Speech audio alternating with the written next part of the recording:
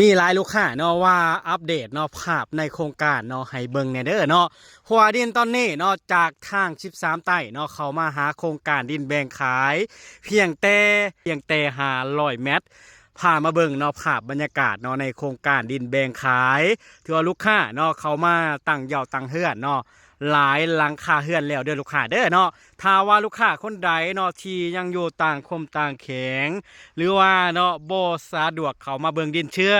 ให้ลูกค้าเนาะฝากเบอร์ไว้เนาะหรือว่าอินบ็อกซ์ทักมาหาพ่อค้าเลยเด้อเนาะสำหรับไผ่ผ้าเนาะพร้อมใส่เด้อลูกค้าเด้อเนาะไผ่ผ้าพร้อมใส่เนาะดินตอนนี้เนาะแม่นขึ้นกับบ้านสร้างคอมเด้อลูกค้าเด้อเนาะอยู่หลังตลาดหลัก27เนาะให้ลูกค้าเนาะสังเกตเบิ่งเด้อเนาะ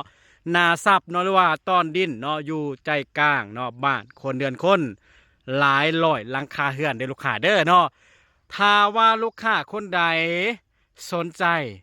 หรือว่าเนาะอยากเข้ามาเบิ่งดินเนาะให้ทักมาหาพ่อค้าก่อนเด้อ